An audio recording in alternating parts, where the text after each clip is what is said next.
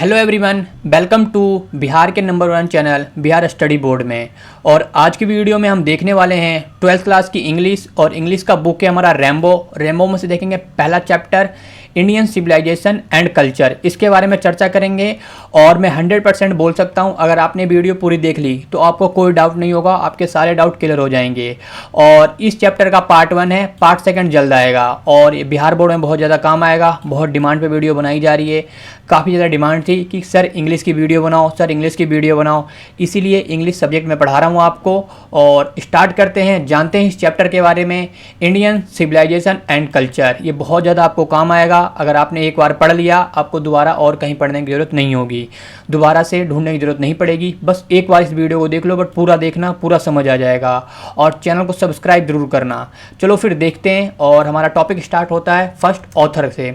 तो आपको पता होगा जो ये बुक है या जो हमारा चैप्टर है इंडियन सिविलाइजेशन एंड कल्चर, इनके ऑथर कौन है? तो इनके ऑथर हैं मोहनदास करमचंद गांधी, जिन्हें महात्मा गांधी के नाम से भी जानते हैं। ध्यान रखना, महात्मा गांधी जिन्हें कहते हैं, और इन्हीं को हम फादर ऑफ नेशन कहते हैं और बापू भी कहते हैं, ये भी याद रखना। और इनका जन्म हुआ था 2 अक्टूबर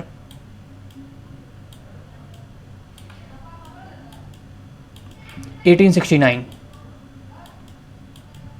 2 अक्टूबर 1869 को जन्म हुआ था गुजरात में, गुजरात के पोरबंदर में हुआ था, ध्यान रखना। और इनकी मृत्यु हो गई थी 30 जनवरी 30 जैन 1948। ये डेट भी बहुत इंपॉर्टेंट है, ये क्वेश्चन डायरेक्ट आपसे पूछ सकते हैं, तो ध्यान रखना। तो इस जो चैप्टर है हमारा इंडियन सिविलाइजेशन एंड कल्चर, इनके ऑथर कौन है? फर्स्ट क्वेश्चन यहाँ से बनाओ MCQ। मोहनदास करमचंद गांधी, इनका जन्म कब हुआ था? 2 अक्टूबर 1869। मृत्यु कब हुई थी? 30 जनवरी 1948। और इनको हम कैसे जानते हैं? बापू के नाम से भी जानते हैं, बापू कहा जाता है, और फादर ऑफ नेशन मतलब कि राष्ट्रपिता कहा जाता है हमारे देश के। और ये ना पहले ना स्पिरिचुअल लीडर थे, बहुत ज़्यादा, पॉलिटिशियन से बड़े क्या हैं, स्पिरिचुअल लीडर हैं, आध्यात्मिक गुरु इनको कहा जाता है। पहले क्या है, आध्यात्मिक गुरु हैं, फिर जाके पॉलिटिशियन है। पॉलिटिशियन बाद में बने हैं, पहले क्या थे, स्पिरिचुअल गुरु थे या लीडर थे, आध्यात्मिक गुरु जिन्हें हम कहते हैं। तो ध्यान रखना, इतना आपको याद हुआ। आई होप कमेंट करके बताएं वीडियो कैसी लग रही है, बताते रहें आप लोग, ताकि हमें भी पता रहे कि कैसा समझ आ रहा है आपको। और अगर हम बात करें तो इन्होंने बहुत चीज़ें यूज करा था और इनको बहुत ज़्यादा सफलता मिली। किन चीज़ों में? तो successfully use truth and non violence. इसका मतलब होता है सच्चाई, सत्य, या नॉन वायलेंस, अहिंसा। अहिंसा का इस्तेमाल करा था। और इनके ना चीफ वेपन्स थे, मतलब ये ऐसे 2 हथियार थे महात्मा गांधी के जिन्होंने ब्रिटिश रूल के खिलाफ उठाया था इन्होंने। तो वेपन्स थे इनके, ये हथियार जिसे कहते हैं हम, और ब्रिटिश रूल के खिलाफ यूज करा था इसको। और बहुत ज़्यादा हेल्प मिली थी हमें, किसमें? आज़ादी में, भारत की आज़ादी में बहुत ज़्यादा हेल्प मिली थी, इसीलिए आज़ाद हुआ था। और ये कम्प्लीटली डोमिनेटेड थे इंडियन पॉलिटिक्स पे, जो इंडियन पॉलिटिक्स चल रही थी उस टाइम पे डोमिनेटेड थे। और इनका एक दबदबा था भारतीय राजनीति में उस समय के, कब से कब तक? 1915 टू 1948, मतलब जब से ये भारत में आए। अब देखो, ये आए थे बाहर से, 9 जनवरी को आए थे, 9 जैन 1915 को आए थे। कहाँ से? साउथ अफ्रीका से। तो ये बाहर से आए हुए थे और इसीलिए इस डेट को बहुत महत्वपूर्ण माना गया है। और आज के टाइम पे भी हम इसको सेलिब्रेट करते हैं। और ये कम्प्लीटली डोमिनेटेड रहे किस पे? इंडियन पॉलिटिक्स पे। तो ध्यान रखना, इतने सारे क्वेश्चन बनते हैं। और यहाँ से 2 क्वेश्चन और यूज कर सकते हो आप लोग कि इनके जो यूज करा था सक्सेसफुली, वो कौन से 2 हथियार थे इनके? तो ट्रूथ एंड नॉन वायलेंस। ये MCQ क्वेश्चन फटाफट यहाँ से बनाते चलो। किसके खिलाफ यूज करा था? ब्रिटिश रूल के खिलाफ यूज करा था। क्यों यूज करा था? क्योंकि भारत को आज़ाद कराना था। और आगे जाके इनकी मृत्यु हो जाती है। तो ये मृत्यु, इनकी गोली मार के हत्या करी गई थी नाथूराम गोडसे द्वारा। तो इनकी गोली मारकर हत्या कर दी जाती है और फिर इनका ख़त्म ही हो जाता है, पूरा कार्यकाल चला जाता है। तो 30 जनवरी 1948 को इनकी डेड हो जाती है। आपको पता है, इस बारे में ज़्यादा चर्चा करने की हमें कोई बात नहीं। एक कट्टरपंथी था जिसे फैनाटिक कहते हैं हम, ठीक है। तो ये कौन थे? नाथूराम गोडसे जी थे। तो इनकी मृत्यु हो जाती है, ओके। तो इनका कार्यकाल ख़त्म होता है यहाँ पे और इनकी मृत्यु फिर हो जाती है। और इनकी एक आत्मकथा है, ऑटोबायोग्राफी। तो ये क्वेश्चन भी बनता है। और हाँ, यहाँ से क्वेश्चन आप बनाते चलो। यहाँ पे ऊपर बना लिया क्वेश्चन, यहाँ पे क्वेश्चन डेट पूछ सकते हैं इनकी मृत्यु का। और कट्टरपंथी ने हत्या कर दी थी नाथूराम गोडसे द्वारा, ठीक है। और इनकी ऑटोबायोग्राफी पूछ सकते हैं कि इनकी आत्मकथा क्या है, ऑटोबायोग्राफी। इनकी नाम है, याद रखना, माय एक्सपेरिमेंट विद ट्रूथ, बहुत इंपॉर्टेंट है ये बुक, बहुत अच्छी बुक है। इसके बारे में आप पढ़ना चाहते हो तो बताना, हम आपके लिए इस पे वीडियो बनाएंगे। और बहुत अच्छी बुक है, इसकी चर्चा आज तक होती है और काफ़ी इसको लीडर्स पढ़ते हैं। आज के टाइम पर बहुत लोगों ने पढ़ा है और पहले भी इसको पढ़ते थे। जब इन्होंने इस पर लिखा था तो इस बारे में बहुत ज़्यादा चर्चा हुई थी। तो ये बुक है। और इनकी एक और बुक है यंग इंडिया, यंग इंडिया एक और बुक है, ये याद रखना। और इसमें स्पीचेस डिलीवर करे गए हैं डिफरेंट ओकेजन पे। ओकेजन आपको पता होगा, कुछ भी अगर समारोह वगैरह होता है तब होता है, अलग अलग ओकेजन पे डिलीवर करे गए हैं स्पीचेस। और इन्होंने बहुत अच्छी चीज़ें बताया है, ओरिजिनल थिंकर्स के बारे में बताया है और ग्रेट मास्टर ऑफ चेस्ट बताया है। तो ये सब चीज़ें दिखाई गई है इन बुक्स में। For example my experiment with truth और यंग इंडिया, ये 2 पुस्तकें याद रखना। इनके क्वेश्चन बहुत आते हैं, ये दोनों में से कोई सा भी क्वेश्चन बनता है तो आपको याद रखना है। क्वेश्चन बनते रहते हैं, पूछते रहते हैं और भविष्य में पूरी संभावना है पूछने की। तो इसमें पूरी तरह से विचार प्रकट करें इसमें और अच्छे से लिखा गया है इसमें। और इनमें बताया गया है कि जो हमारा सिविलाइजेशन है, इंडियन सिविलाइजेशन एंड कल्चर, ये ऑथर कौन है इसके? गांधी जी हैं, याद रखना। और इसमें talk about the sound of foundation of the Indian civilisation, तो इंडियन सिविलाइजेशन के बारे में ये सक्सेसफुली बताते हैं कि हमारा जो सिविलाइजेशन है, जो हमारी सभ्यता है, कितनी महान थी, कितनी अच्छी थी संस्कृति। इसमें पूरी तरह से ठोस नींव रखी गई है और सफलतापूर्वक बताया गया है। और इन्होंने ये भी बताया है कि जो फॉरेन है, जो वेस्टर्न है, ये इनकी सिविलाइजेशन कुछ भी नहीं है, बहुत कम है। हमारी सिविलाइजेशन बहुत बड़ी है बजाय वेस्टर्न सिविलाइजेशन के। जो पश्चिम के सिविलाइजेशन है उनके बजाय हमारी सिविलाइजेशन बहुत अच्छी है। ये सब चीज़ें बताया गया है और अच्छे से इस पे ध्यान दिया गया है। तो यही बात है और इसे मॉरल विंग से तरह दिखाया गया है। तो वेस्टर्न सिविलाइजेशन को डिनाई करते हैं कि इनकी अच्छी नहीं है, हमारी सिविलाइजेशन बहुत अच्छी है और बहुत पुरानी सिविलाइजेशन है। अब आते हैं डायरेक्ट चैप्टर पे। हमने ऑथर के बारे में जान लिया है, ऑथर के बारे में पढ़ लिया, महात्मा गांधी जी के बारे में। अब आते हैं सीधा चैप्टर पे, जो कि मेन बात है, जो कि मेन पॉइंट है हमारा, ठीक है। तो अब याद करते हैं, अब पढ़ते हैं और अच्छे से यहाँ से क्वेश्चन बनाते हैं कि देखो यहाँ पे क्या लिखा है। I believe that the civilisation India the develop in the non bidden in the world. तो अगर जो इंडियन सिविलाइजेशन है, कि मतलब गांधी जी का ऐसा मानना था ना कि जो भारत है ना, भारत के जो लोग हैं और जो सभ्यता है इतनी ज़्यादा विकसित है ना कि उसे दुनिया में कोई भी पीछे नहीं छोड़ सकता, बीट नहीं कर सकता, कोई भी पीछे नहीं छोड़ सकता। क्यों? क्योंकि हमारे सिविलाइजेशन बहुत बड़ी है, क्योंकि हमारे जो पूर्वज थे उन्होंने बहुत से ऐसे काम करे थे, ऐसी सिविलाइजेशन को रखा था। तो नथिंग कैन इक्वल, और जैसा कि बात है कुछ भी इक्वल नहीं होता, सब बराबर नहीं होता, इसीलिए कोई नहीं कर सकता। इसी तरह हमारे जो पूर्वज थे उनकी बराबरी कोई नहीं कर सकता। कुछ ऐसे सिविलाइजेशन है जैसे कि रोम, जैसे ग्रीस भी कहते हैं, याद रखना, Greece said the same fate. तो ये सब चीज़ें बताते हैं। जो ग्रीस है ये भी बहुत अच्छा था, नो डाउट, बट हमसे डेवलप नहीं था। और आगे भी है कि बताते हैं माइट द फेरोश, एक फेरोज था, was the broken Japan is the become the westernise. तो इन्होंने बताया कि जापान को वेस्टर्नाइज बनाया पूरी तरह से, किस तरह जापान वेस्टर्नाइज हुआ। जापान के बारे में चर्चा करी गई है, फिरौन की ताकत टूट गई और जापान पश्चिमीकरण हो गया। तो फिरौन गया था यहाँ पे और जो जापान था पश्चिमीकरण हो गया, वेस्टर्नाइज हो गया। और चीन के बारे में भी बहुत कुछ बोला है इन्होंने, चीन के बारे में कुछ नहीं कह सकते। और बट चीन हाँ डेवलप था, वहाँ पे चीनी सिविलाइजेशन रहती थी बट उतनी ज़्यादा डेवलप नहीं थी जितनी भारतीय थी। भारत में देखोगे इंडस वैली सिविलाइजेशन थी, भारत जो हड़प्पा सभ्यता है, सिंधुवाड़ी सभ्यता, वो भी भारत में उपजी थी और दुनिया की सबसे ज़्यादा डेवलप सभ्यता थी, क्योंकि वहाँ पे टाउन प्लानिंग इतनी अच्छी थी आप जान नहीं सकते, टाउन प्लानिंग बहुत ज़्यादा अच्छी थी। तो ठीक है, तो still somehow the other sound at the foundation that foundation. तो ठीक है, तो ये बताया है। और यूरोप के बारे में बताया है कि पूरी तरह से जो यूरोप का रोम है, तो the people of Europe learn their lesson from the writing of the men Greece और Rome which exist no longer in the their former glory. तो इन्होंने बताया पूरी तरह से कि जो यूरोपीय हैं ये किस तरह लर्न करते हैं और आगे पढ़ते हैं। तो पूरी तरह से बताया गया है कि ग्रीस और रोम के लोग जो लेखक थे इनके अपना पूरी तरह से सीखते हैं और उनके जो गौरव था उनकी उतनी ज़्यादा मौजूद तो नहीं है बट उनको सीखने की बहुत ज़्यादा कोशिश करते हैं और उन्हें कल्पना करते हैं और ये सब जानते हैं, ट्राइंग करते हैं लर्न के लिए। बट यूरोपियंस इमेजिन करते हैं that will the avoid the mistakes of Greece and Rome और such the their particular condition. तो इनकी जो थी बहुत दयनीय स्थिति थी, उतनी अच्छी तो थी नहीं, बट फिर भी अपने आप को बढ़ा चढ़ा कर दिखाते हैं पूरी तरह से दुनिया में और उनसे सीखने की कोशिश करते हैं कि लोग इमेजिनेशन करते हैं। इमेजिनेशन का मतलब होता है कल्पना, तो कल्पना करते हैं ये लोग और ग्रीस और रोम की गलतियों से बचेंगे। ठीक है, तो ध्यान रखना ये सारी चीज़ें गांधी जी कहते रहते हैं और इसमें अपने चैप्टर में बहुत कुछ लिखा है इन्होंने। ओके, तो मैं उम्मीद करता हूँ वीडियो आपको बहुत अच्छी लग रही होगी।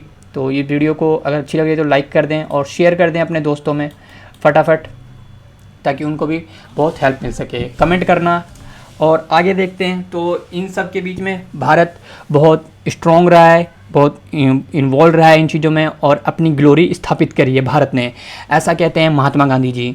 तो इंडिया इन्वॉल्व रहा है बहुत ज़्यादा और हर द ग्लोरी देखने को मिलती है और भारत के खिलाफ ऐसे आरोप लगते रहते हैं, it is charger against India, आरोप बहुत ज़्यादा लगाए जाते हैं, ठीक है, कि head the people so uncivilised, मतलब कि देखो भारतीय लोग अनसिविलाइज हैं, मतलब इनको सभ्य नहीं है, असभ्य हैं लोग। और हमें सभ्य कौन बनाएगा? ये बनाएंगे यूरोप के लोग। बट उनको ये नहीं पता कि भारतीय लोग स्टार्टिंग से सभ्य थे। जब अंग्रेज लोग जंगलों में जानवरों के मार के खा रहे थे, तब से हम बहुत ज़्यादा डेवलप थे। जब वो जानवरों के मार के उनके कपड़े उतार के, मांस उतार के जैकेटें बनाया करते थे, उनका जैकेट ही पहन लेते थे क्योंकि उनके पास कुछ था नहीं, पूरी तरह से कंगाल थे। उनको मतलब कि काला युग था, ब्लैक एज जिसे कहते हैं, ठीक है, पूरा ये था, वहाँ पे कुछ भी नहीं था। उन्होंने दुनिया को लूट लूट के करा है ये चीज़ें, ये सब जानते हैं। उन्होंने दुनिया को लूटा है, ब्रिटेन के लोगों को चाहे या पूरे यूरोप के लोग कह सकते हो आप लोग, उन्होंने पूरी दुनिया को लूटा है और अपनी उलझुल थोड़ा बातें करके फंसाया गया है पूरी तरह से। ये सब चीज़ें सबको पता है और अज्ञान है ये लोग, ये हमें अनसिविलाइज करने की बात करते हैं, बट उन्हें ये नहीं पता कि हम बहुत अनसिविलाइज्ड हैं। और ये भी कहते हैं कि हम अज्ञानी हैं, हम पढ़े लिखे नहीं हैं पूरी तरह से। तो ये सब चार्जेस हमारे खिलाफ लगते रहते हैं, ठीक है, बट इनके पास कुछ मेरिट होता नहीं है और अब बोलते हैं कि हम बदलाव करेंगे, बट ये ऐसा नहीं है, ये वास्तव में रियलिटी नहीं है, ठीक है। तो ये सब चीज़ें याद रखना। और but we the have the tested the found true and will experience we the dare और चेंज नॉट चेंज। तो ये सब चीज़ें बताते हैं कि हमने पूरी तरह से देखा है, हमने एक्सपीरियंस करा है पूरा, वास्तव में हमने देखा है, अपने अनुभव करा है कि परीक्षण करा है और सच पाया है, उसने बदलने की हिम्मत नहीं है। और कई लोग इस सलाह पर भारत को थोपते रहते हैं कि स्थिर रहती है पूरी तरह से, बट ऐसा नहीं है। बट हम सच में बहुत डेवलप थे इंडिया। आप इंडियन हिस्ट्री उठा के देखोगे ना, तो आप किसके बारे में पढ़ोगे? अशोक सम्राट के बारे में पढ़ोगे, चंद्रगुप्त के बारे में पढ़ोगे, समुद्रगुप्त के बारे में पढ़ोगे, चंद्रगुप्त सेकंड के बारे में पढ़ोगे। इतने ज़्यादा राजा हुए हैं ना, चोल साम्राज्य में पढ़ोगे आप लोग, चोल साम्राज्य, पांड्या, चेर, ये सब पढ़ोगे, राष्ट्रकूटा के बारे में पढ़ोगे। ऐसे ऐसे रहे हैं हमारी जो वंश रहे हैं या डायनेस्टी रही है इंडिया में, जिन्होंने बहुत ज़्यादा डेवलप करा है इंडिया को, और आज के टाइम पे उनकी हम पढ़ने को मिलते हैं और अपनी ब्यूटी दिखाते हैं आज के टाइम पे भी। तो कई लोग अपनी सलाह थोपते रहते हैं और उसकी सुंदरता और हमारी आशा पर चादर लांगर रखते हैं। तो पूरी तरह से ये बताते रहते हैं कि हम कैसे, हमको नीचे दिखाया गया है। तो this beauty is the seed another the hope. तो उम्मीद की एक ऐसी होती है और उसको आशा की चादर में लिपटाए रहते हैं, ठीक है। तो ये चीज़ें याद रखना बहुत ज़्यादा इंपॉर्टेंट है। और सभ्यता के अगर हम जानकारी देखें तो civilization the made the conduct with the point of the main path of the duty. तो ये कहते हैं कि जो सभ्यता है ना, वह तरीका है जो मनुष्य होता है उसका जो कर्तव्य होता है ना, कर्तव्य जो ड्यूटी होती है ना, अब ड्यूटी को कर्तव्य कहते हैं, ध्यान रखना। तो ये मार्ग बताता है सिविलाइजेशन पूरी तरह से, और ड्यूटी का पालन ही जो करना होता है, duty and the observance morality are the contributory terms. तो ये सब चीज़ें बताता है कि मतलब कि देखो अब होता है क्या, कर्तव्य का पालन, नैतिकता का पालन, ये परिवर्तनीय शब्द है पूरी तरह से, अलग अलग शब्द है और चेंजिंग शब्द है ये। तो नैतिकता का पालन करना चाहिए हमारे, और हमारे जुनून को सराहना करनी चाहिए, ऑब्जर्व करना चाहिए, मोरालिटी को ऑब्जर्व करो पूरी तरह से, सराहना करो, स्टैंड करो, मैस्ट्री करो, और पैसन होना चाहिए। पैसन आप समझते हो क्या होता है? तो ऐसा हम खुद कर सकते हैं। तो पालन करना चाहिए हमें, जुनून पर महारत हासिल करना चाहिए। तो पैसन आपको पता होगा क्या होगा, तो ये चीज़ याद रखना, जुनून हो गया, महारत हासिल करना चाहिए, और यही सब चीज़ें करते हैं। और ऐसा करते हुए हम खुद को जानते हैं और ऐसा ही करते हैं हम। सो डूइंग वी नो और सेल्फ, मतलब इसका मतलब होता है ऐसा ही करते हैं हम जानते हैं।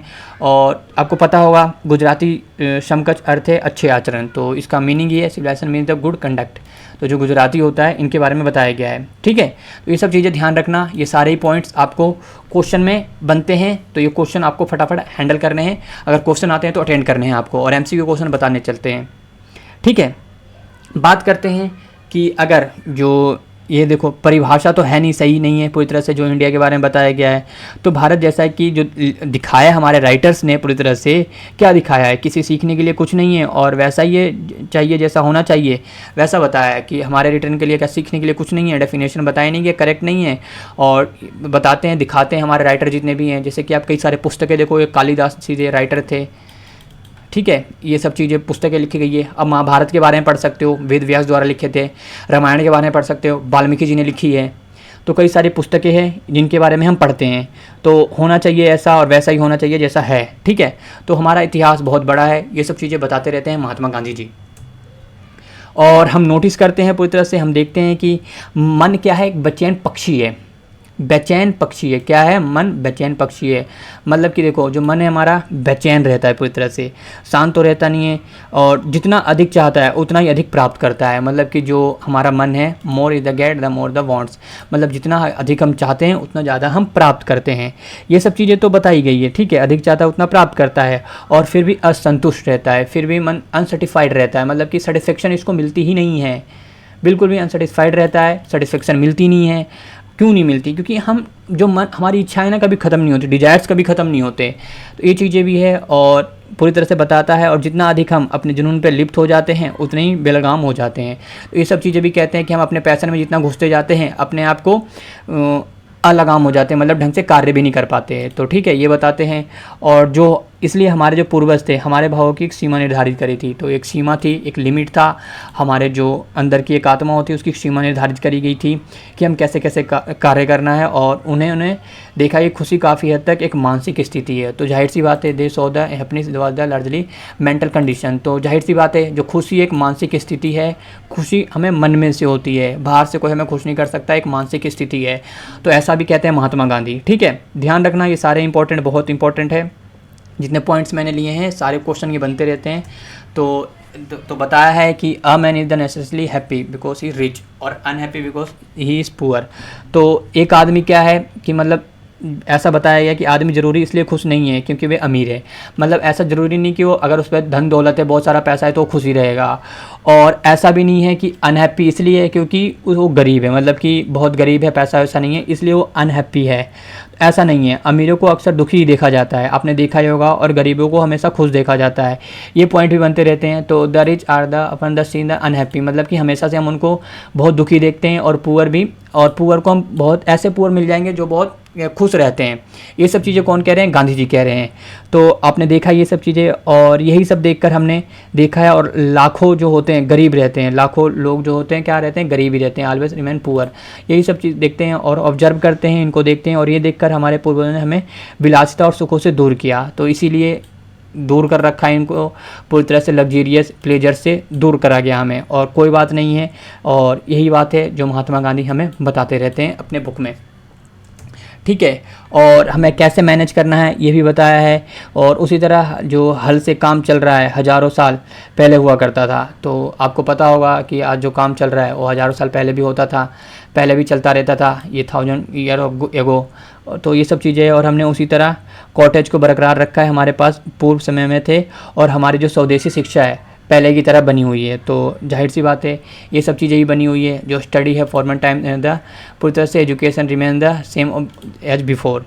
तो ये सब चीज़ें भी देखने को मिलती है। और आपने देखा होगा जो प्रत्येक होते हैं अपने स्वयं के व्यवसाय या व्यापार का पालन करता था और नियमित मजदूरी लेता था। पहले भी यही होता था। We have had no system the crowding competition, और each follow his own occupation और ट्रेड और चार्ज आर रेगुलर वेज। तो जाहिर सी बात है अपना लोग काम करते थे और अपने पैसे लेते थे और उसी में खुश रहते थे, ठीक है।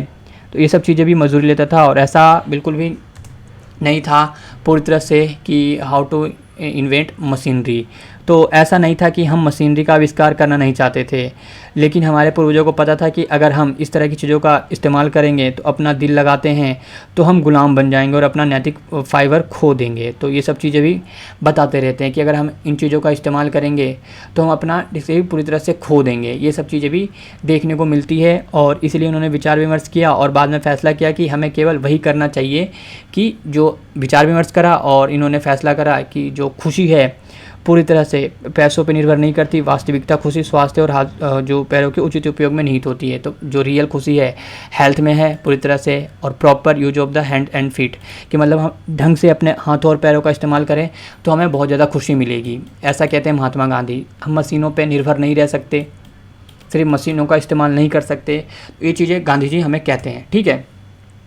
और उन्होंने और भी बातें कही है कि तर्क दिया है कि जो बड़े शहर है फांदा और एक बेकार बोझ के थे। तो जाहिर सी बात है जो बड़े शहर हैं cities where the snare useless पूरी तरह से होते हैं, फंदा होता है, और एक बेकार बोझ के लोग खुश नहीं होंगे। तो यहाँ पे पीपल क्या खुश नहीं होते, would be not happy with them. तो खुश नहीं होते। फॉर एग्जांपल देखोगे तो gang the thief, the robbers, prostitution, जो ये सब चीज़ें हो गया, मतलब कि चोरी वगैरह, बुराई, वैश्या फल फूली रही होगी। अमीर लोगों द्वारा गरीब पुरुषों का लूटा जाना, तो जो अमीर लोग हैं गरीबों को लूटते हैं, वाई रिच मैन।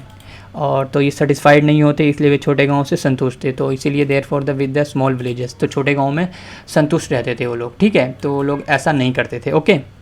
तो ये वीडियो कैसी लगी हमें कमेंट करके ज़रूर बताना, और वीडियो को लाइक करें प्लीज़, शेयर करें अपने दोस्तों में, अपने व्हाट्सएप ग्रुप में शेयर करें अगर अच्छी लगी है तो। इसके MCQ क्वेश्चन मैं जल्द बनाऊँगा, और ये मैं नया टीचर हूँ इस चैनल पे, तो फटाफट सब्सक्राइब कर लो और अपना प्यार बरकरार रखें, इस चैनल पे ज़रूर जुड़ें। पार्ट 2 जल्द आएगा। मिलते हैं नेक्स्ट वीडियो में कुछ नए टॉपिक के साथ।